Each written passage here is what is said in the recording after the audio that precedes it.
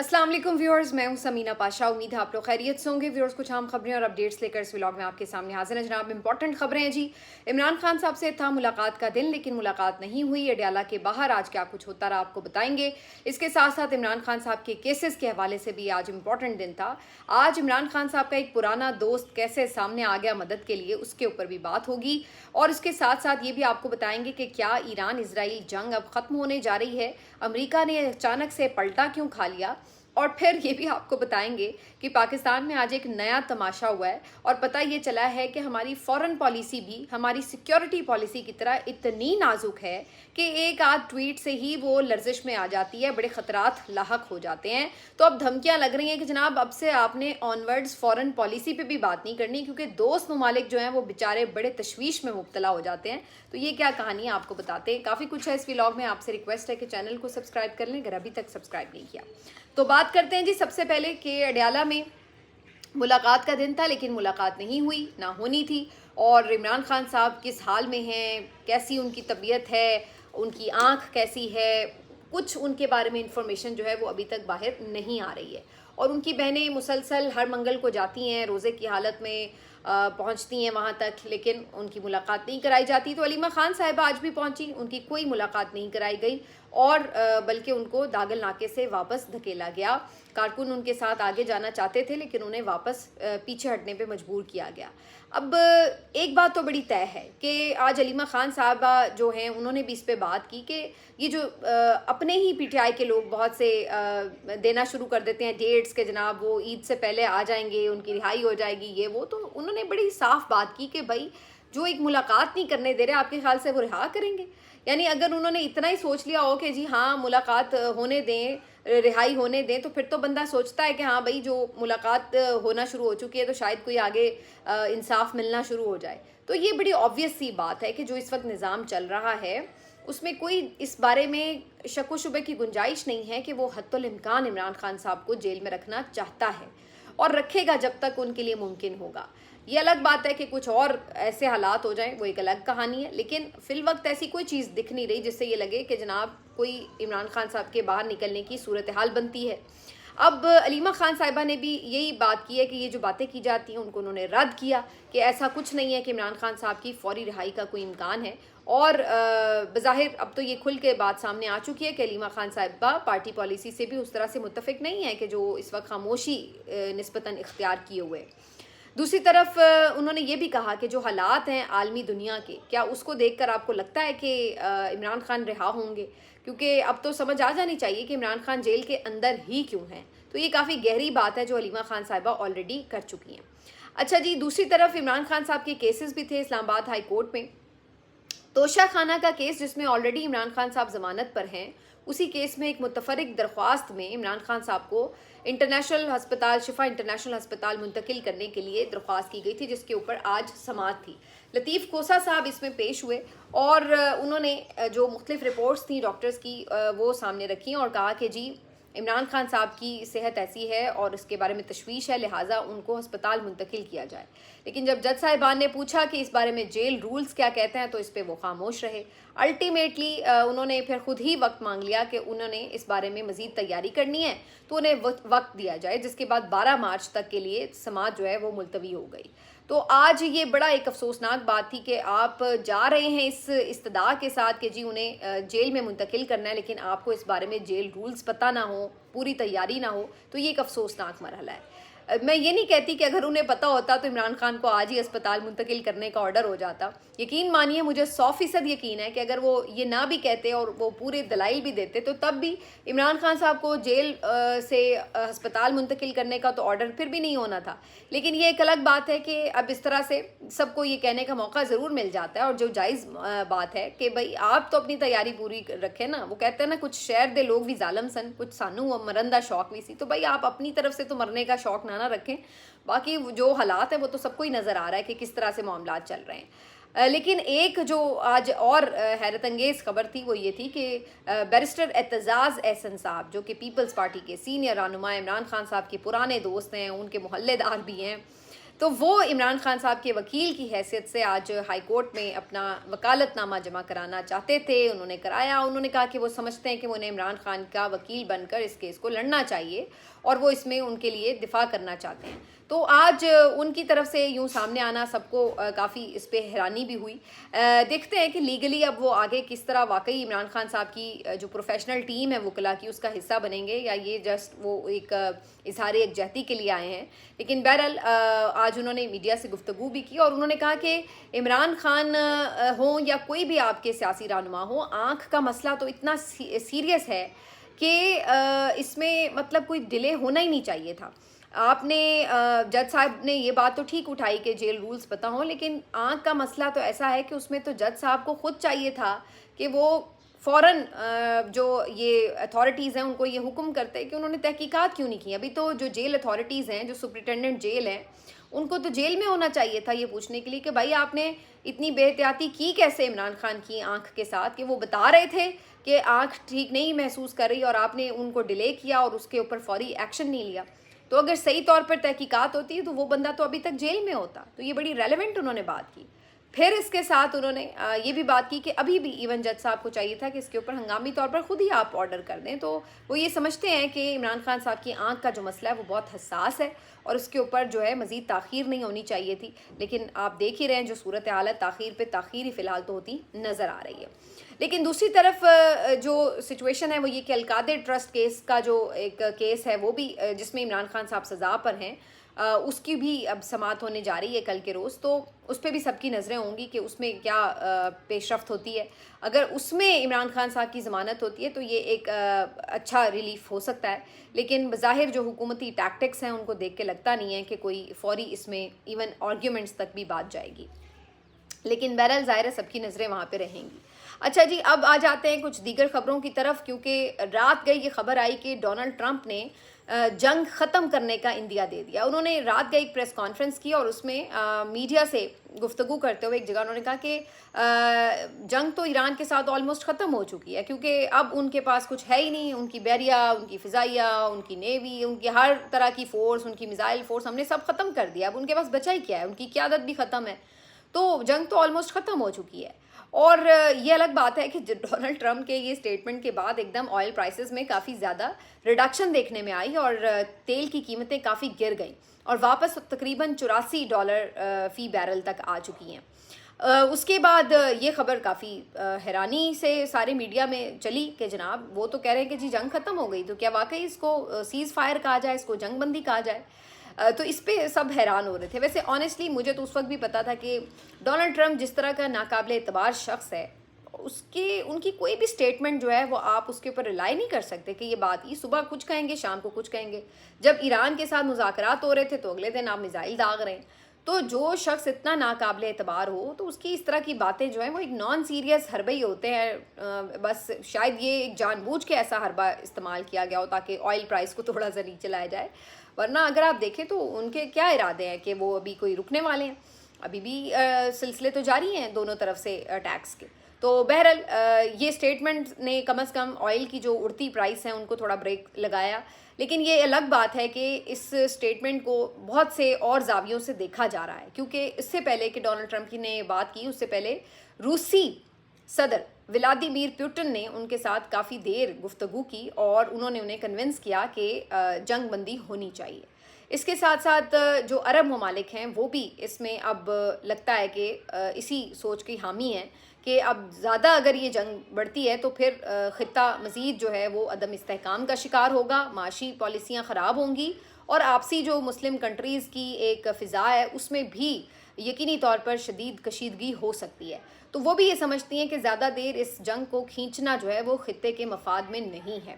تو اب جو اوور آل ایک فضا بن رہی ہے, اب آپ کو پتہ ہے چائنا بھی اس کے اندر میدان میں آ چکا ہے, بہت سے لوگ ثالثی کے لیے آلریڈی ایکٹیو ہو چکے ہیں. تو اب اس میں بظاہر ایسا لگ رہا ہے کہ ایک فضا ایسی بن رہی ہے کہ کسی طرح اس جنگ کو ایک خاتمے کی طرف لے جایا جائے, اس میں جنگ بندی ہونی چاہیے. ایران کی طرف سے جو سٹیٹمنٹس ہیں وہ تو کوئی کمزوری نہیں دکھا رہا. ایران تو کہہ رہا ہے کہ جی ہم تو لڑیں گے, ہم تو آپ 10 سال لڑنا چاہیں ہم 10 سال لڑیں گے, آپ 6 مہینے لڑنا چاہیں ہم 6 مہینے, بلکہ ہم تو سمجھتے ہیں کہ ایک بار ٹھیک سے آپ جنگ کر کے اپنا شوق پورا کر ہی لیں. کیونکہ جو ہر 2 مہینے بعد آپ کو ایک دھمکی لگانی ہوتی ہے کہ جی ہم جنگ کرنے آ رہے ہیں، ایک دفعہ آپ شوق اچھے سے ہم آپ کا پورا کر دیتے ہیں جنگ کا، تاکہ جو آپ نے روز روز دوبارہ 6 مہینے بعد پھر کوئی چڑھائی کی کوشش کرنی ہے تو اس سے بہتر ہے آپ اپنے گھر میں ایک دفعہ ٹک کے بیٹھیں. تو ایران کی کہیں بیک آف دا مائنڈ یہ آئیڈیا ہے اس کے اندر کہ ان کو ٹھیک ٹھاک رگڑا لگایا جائے ایک دفعہ، تاکہ ان کو ذرا دوبارہ جنگ چھیڑتے ہوئے تھوڑا سا سوچنا پڑے، کچھ ٹائم لگے دوبارہ. تو ایران تو بالکل اس موڈ میں نہیں ہے کہ وہ کوئی سمجھتا ہے کہ اسے کوئی ریکویسٹ کرنی ہے کسی کو. انہوں نے کہا ہے کہ اگر آپ جنگ بندی کرنا چاہتے ہیں تو آپ ٹھیک ہے بند کریں جنگ، حملے کیوں آپ کر رہے ہیں. لیکن اگر آپ کوئی یہ کہے کہ جی ہماری طرف سے کوئی جنگ بندی کی اپیل ہے، ہم نے ایسی کوئی اپیل نہیں کی. ہاں ہم دوست ممالک کے ساتھ خراب نہیں کرنا چاہتے تعلقات، بلکہ آج تو انہوں نے یہ بھی آفر کیا ہے کہ جو دوست ممالک اسرائیل اور امریکہ کے سفارتکاروں کو اپنے ممالک سے نکال دیں گے وہ تو ابنائے ہرمز بھی استعمال کر لیں. یہ لیں، یعنی آپ کو یہی مسئلہ ہو رہا ہے نا کہ جی تیل کا بڑا ایشو ہو رہا ہے، تیل کی رسد جو ہے وہ سپلائی متاثر ہو کے تیل کی قیمتیں بڑھ گئی ہیں، جس کی وجہ سے مارکیٹ رک رہی ہے. تو انہوں نے اب یہ اتنی بڑی آفر کر دی. انہوں نے کہا کہ بھائی آپ اڈے تو چھوڑیں، آپ سفارتکار ان کے نکالیں، ان کو یہاں سے ایریا سے اپنے خالی کریں، اس کے بعد آپ آبنائے ہرمز سے جتنی مرضی تجارت کر لیں، لے لیں اپنے تیل کے جہاز گزار لیں، کوئی ایشو نہیں ہے. تو یہ بھی بہت بڑی، اب یہ آپ دیکھیں کتنی مزیدار اسٹریٹجی ہے ایران کی طرف سے کہ یعنی آپ یہ چاہتے ہیں کہ خطے سے، عرب ممالک سے اسرائیل اور امریکہ کا انخلا ہو. اس کے لیے انہوں نے باقاعدہ یہ آفر بھی رکھ دی ہے عرب کنٹریز کے لیے بھی کہ آپ کے بھی تیل کے جہاز گزر جائیں گے، بس آپ ان کو نکالیں یہاں سے. تو بیسکلی وہ یہ کہتے ہیں ہماری آپ کے ساتھ تو لڑائی نہیں ہے، ہماری تو ان کے ساتھ لڑائی ہے، ان کو آپ چلتا کریں، ہمارا کوئی ایشو نہیں ہے، ہم آپ سے بالکل سیٹل ہیں، آپ نہیں آبنائے ہرمز بھی استعمال کریں. میرے خیال سے ویسے یہ والی جو پالیسی ہے اس کے اوپر سوچنا چاہیے ویسے دوست ممالک کو. ویسے بھی ان کا جو یہاں پہ امریکن اڈوں کا فائدہ تھا یا جو ان کا مقصد تھا وہ تو کہیں پورا ہوتا نظر نہیں آیا. اس نے ان کو سیکیورٹی دینے کے بجائے الٹا عدم استحکام ہی دیا ہے. نہ امریکہ کے یہاں پہ اڈے ہوتے تو نہ ایران ان کے ساتھ کوئی کشیدگی کرتا یہاں پہ. تو ان کو تو اس لیے نقصان ہوا کہ امریکی اڈے دیے ہوئے تھے. تو میرا خیال ہے اس کا انہیں فائدہ تو کوئی نہیں ہوا، الٹا نقصان ہی ہوا ہے. تو اس کے اوپر سوچیں گے ضرور ایک دفعہ کہ اب ہمیں اپنی دفاعی پالیسی کو کس طرح سے ڈیزائن کرنا چاہیے. لیکن بہرحال ابھی یہ جی جنگ یہ نہیں کہا جا سکتا کہ مکمل ختم ہو گئی ہے، لیکن ہاں اس کی سیریسنس کے لیے ایک باقاعدہ ماحول بننا شروع ہو چکا ہے کہ اس کو اینڈ اپ کی طرف لے جایا جائے. اور یہ بھی کافی امکان ہے اس بات کا کہ جو آگے چیزیں چل رہی ہیں اس میں ممکن ہے کہ امریکہ اپنی طرف سے ہی ایک یک طرفہ جیت کا اعلان کر دے کہ جی ہم جیت گئے لہٰذا ہم جنگ بند کر رہے ہیں. تو میں کہتی ہوں اگر آپ اس بیوقوفی میں بھی خوش ہو کے جنگ بند کر دیں تو تب بھی اچھا ہی ہے، دنیا کا تو فائدہ ہی ہوگا. لیکن دنیا کو پتہ ہے کہ جنگ جیتا کون ہے، جنگ ہارا کون ہے. اس کی وجہ بڑی صاف ہے. وہ کہتے ہیں نا کہ اس سے نقصان جو امریکہ کا ہوا ہے نا وہ ایک بڑا مزیدار نقصان ہوا ہے. وہ یہ کہ جو آپ کی چودراہٹ ہوتی ہے نا، جب تک کہ آپ نے طاقت اپنی ایکسپوز نہیں کی ہوتی تو تب تک جو ہے نا وہ آپ چودھری ہوتے ہیں. ایک ڈر ہوتا ہے، ایک ٹیکا ہوتا ہے آپ کا. جب کوئی اٹھ کے آپ کو کمزور پہلوان منہ پہ تھپڑ لگا دے نا تو پھر وہ آپ کا ٹیکا واپس ہو نہیں سکتا، چاہے آپ اس کے بعد جتنی مرضی خون کی ندیاں بہا دیں. تو یہی حال جو ہے وہ اس وقت امریکہ کا ہوا ہے کہ آپ نے جو اپنا ایک ٹیکا بنایا ہوا تھا کہ کہیں امریکہ ایران پہ حملہ نہ کر دے، اگر امریکہ نے ایران پہ حملہ کر دیا تو پتہ نہیں کیا ہو جائے گا، ملیا میٹ ہو جائے گا یہ وہ. ایران نے آگے سے جو آپ کو جواب دیا اور جس طرح کھڑے ہو کے دکھایا، ڈٹ کے آپ کو لڑ کے دکھایا ایمان کی طاقت کے ساتھ، سلام ہے ایرانیوں کو.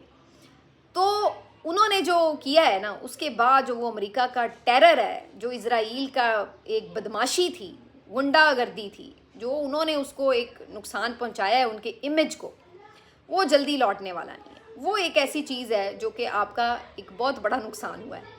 ٹھیک ہے، آپ شاید کیلکولیٹ کریں کہ جی آپ کا یعنی مالی طور پہ کتنا نقصان ہوا ہے، جانی نقصان کتنا ہوا ہے، وہ ایک علیحدہ ہے. لیکن جو آپ کے امیج کو نقصان ہوا ہے وہ کافی ارریپیریبل آپ کا لاس ہے. بہرحال اب پاکستان میں اس کے اثرات جو آنے تھے وہ تو آلریڈی آئے ہیں، اور اب جو فیول پرائس بڑھ گئی ہیں یہاں تو پھر اگلے ہی دن منڈی میں کم ہو گئی. اب کیا آپ واپس کریں گے جو 55 روپے آپ نے سب سے ایکسٹرا لیے ہیں، تو وہ کیا اب آپ واپس کریں گے؟ بتائے نا حکومت اب اس کے اوپر ان کی کیا اسٹریٹجی ہے. تو یہ اس حکومت کا ایک پینک موڈ تھا جس میں انہوں نے پورا ملک بھی بند کیا ہوا ہے، اتنے وہ سب کیے ہوئے ہیں. جی ہم انرجی کنزرویشن تو ویسے ادروائز بھی کرنی چاہیے. یہ تو میں سمجھتی ہوں کہ جو آپ نے فیول کٹس لگانے ہیں یا کچھ ہے یہ تو ادروائز بھی آپ کو کرنے چاہیے. یہ VIP پروٹوکول، یہ ڈالے کلچر، یہ تمام چیزیں ان کو ادروائز بھی ختم ہونا چاہیے. لیکن سوال یہ ہے کہ جو آپ نے عوام کو تکلیف پہنچائی ہے، جو عوام کی جیب پر ڈاکہ مارا ہے، اس کا کون حساب دے گا؟ اس کا جواب دینے کے لیے کوئی تیار نہیں ہے۔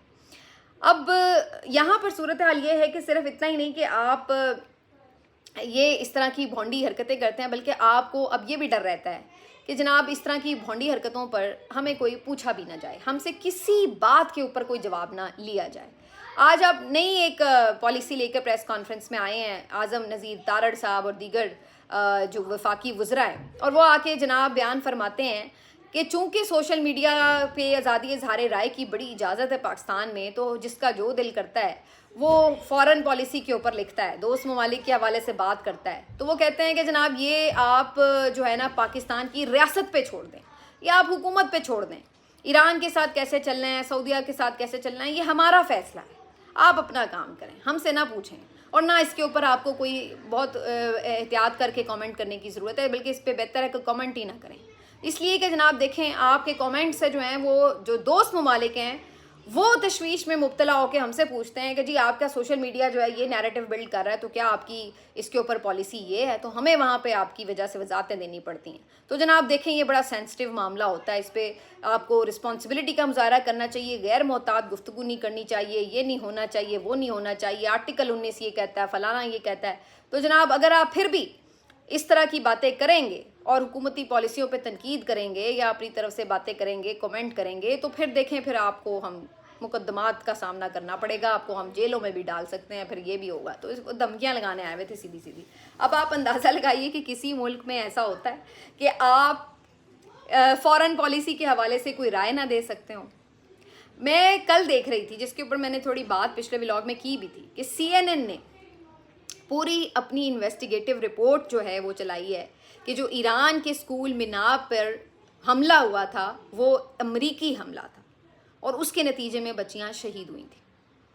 کیا آپ امیجن کر سکتے ہیں کہ پاکستان میں کوئی چینل جو ہے وہ خدا نخواستہ اپنی فورسز کے خلاف یا کوئی اگر اس طرح کسی نے کوئی ایکٹ کیا ہو تو اس کے خلاف جو ہے وہ کوئی رپورٹ بنا کے چلا سکتا ہے؟ آپ امیجن بھی کر سکتے ہیں کہ کوئی صحافی جو ہے وہ اس کے اوپر اپنی کوئی طور پر بات کر سکتا ہے؟ آپ مہدی حسن کو سنیں، آپ کارلسن کو سنیں، آپ کتنے لوگ ہیں وہ کھل کے تنقید کر رہے ہیں کہ آپ نے ایران کے اوپر جارحیت کی ہے، آپ نے ظلم کیا ہے بچیاں مار کے۔ آپ پاکستان میں یہ امیجن کر سکتے ہیں؟ پاکستان آپ نے کیا نازک سا ایک پانی کا بلبلہ سمجھا ہوا ہے کہ جس کی سیکیورٹی پالیسی بھی بہت نازک ہے، جس کی معیشت کی پالیسی بھی بڑی نازک ہے، جس کی مذہبی پالیسی بڑی نازک ہوتی ہے، جس کی خارجہ پالیسی بڑی نازک ہوتی ہے، جس کی داخلہ پالیسی بڑی نازک ہوتی ہے، جس کی عدالتی پالیسی بڑی نازک ہوتی ہے؟ مطلب ہے کہ اس ملک میں آپ کسی بھی چیز پہ بات نہ کریں بھائی، کیونکہ اگر آپ دفاعی معاملات پہ بات کرتے ہیں تو آپ غدار ہوتے ہیں، آپ ملک دشمن ہیں، کیونکہ آپ پھر ریاستی پالیسی کے ساتھ نہیں کھڑے، تو لہٰذا آپ غلط ہیں، لہٰذا آپ ملک دشمن ہیں، لہٰذا آپ دشمن کے ساتھ کھڑے ہیں، لہٰذا آپ کو قانونی کارروائی کا سامنا کرنا پڑے گا۔ اگر آپ خارجہ پالیسی پہ سوال کر رہے ہیں، اب مطلب ساری دنیا میں یہ بات ہوتی ہے کہ بھئی ہمارے ملک کی خارجہ پالیسی کیا ہے، آپ سے پوچھا جائے گا نا، قوم آپ سے پوچھ رہی ہے کہ بھیا آپ ایران کے ساتھ کھڑے ہیں، آپ سعودیہ کے ساتھ کھڑے ہیں، آپ سعودی عرب کے ساتھ معاہدہ کر کے آئے ہیں، تو اس معاہدے کے کیا نکات ہیں، اس کے تحت ہمیں کیا کرنا ہوگا، کوئی آپ بتاتے ہیں؟ آپ قوم کو نہیں بتاتے، آپ پارلیمان کو بتا دیتے ہیں۔ آپ نے نہ پارلیمان کو معاہدہ بتایا، نہ آپ نے پارلیمان کو اب بتایا ہے کہ آپ نے آگے کیا کرنا ہے۔ تو لوگ سوال کرتے ہیں، جب آپ جواب نہیں دیتے تو اس کے اوپر کامنٹس بھی ہوتے ہیں، اپنی اپنی رائے کا اظہار بھی ہوتا ہے، لیکن وہ کہتے ہیں نہیں ہم بہت سیانے ہیں، ہم اوپر سے اتری ہوئی مخلوق ہیں، ہمیں ویسے تو ماشاءاللہ سے 10-10 ہزار ووٹ نہیں پڑے ہوئے، لیکن ہم سے سیانا تو کوئی ہے ہی نہیں، لہٰذا ہم جو کر رہے ہیں ہم ٹھیک کر رہے ہیں، ہم سے سوال نہ کرنا، نہیں تو تمہاری ایسی کی تیسی جیلوں میں جاؤ گے۔ یہی حال ان کا ہر پالیسی میں ہوتا ہے۔ آپ ان سے کبھی معیشت کے بارے میں پوچھ لیتے کہ معیشت کے اوپر سیاست نہ کریں جی، معیشت تو یہ حالات اور وہ حالات اور یہ وہ، آپ اس کے اوپر غلط فگر دے کے پینک پھیلا دیتے ہیں، اس لیے پیٹرول کی پرائس بڑھ گئی، یہ بھی اب سننے میں آ رہا ہے، نئی کہانی یہ بھی ہوتی ہے۔ آپ ان سے داخلہ پالیسی پہ بات کر لیں، کوئی ریلیجیس افیئرس پہ، ہر چیز کے اوپر ان کے یہی بہانے ہیں، ہر چیز جو ہے وہ بہت سینسٹیو معاملہ ہے۔ ایک نہیں سینسٹیو معاملہ تو عوام اس ملک میں ایک سینسٹیو معاملہ نہیں ہے، جس کو آپ کاٹ ڈالیں، گولی مار دیں، مہنگائی سے مار دیں، اس کے ساتھ آپ बदसलूकी कर दें, उसको आते जाते पुलिस की यूनिफॉर्म में चपेड़े मार दें, उसके ऊपर से आप बुलडोज़र गिरा के उसकी दुकानें तोड़ दें, आप कुछ कर लें, बस अवाम इस मुल्क में सेंसिटिव मामला नहीं है। अशराफिया से ताल्लुक़ रखने वाली हर चीज़ इस मुल्क में एक सेंसिटिव मामला है, क्योंकि हमारी अशराफिया बहुत नाजुक है कि जो छोटे छोटे ट्वीट्स चंद एक सवालों से बिल्कुल घबरा जाती है, उसको वो ट्वीट्स जो हैं वो बिल्कुल गोलियों की तरह जाके लगते हैं, मिसाइल्स की तरह हिट करते हैं। इमरान खान से मुलाकात भी इसलिए बंद है क्योंकि वो ट्वीट करता है, उसका ट्वीट जो है वो एटम बम की तरह लगता है, लिहाजा उससे मुलाकात नहीं होगी। उसको हम उसके इंसानी हकूक़ को पामाल करते हुए उसको काल कोठरी में 5-5 महीने रखेंगे, किसी से उसकी मुलाकात नहीं होने देंगे, ऐसी की तैसी उसकी, क्योंकि वो ट्वीट करता है। उसका ट्वीट एक एटम बम से ज़्यादा तकलीफ़ पहुंचाता है। इतनी नाजुक रियासत आपने कभी देखी है? मिलते हैं आपसे अगले व्लॉग में, अपना ख्याल रखिए, अल्लाह हाफ़िज़।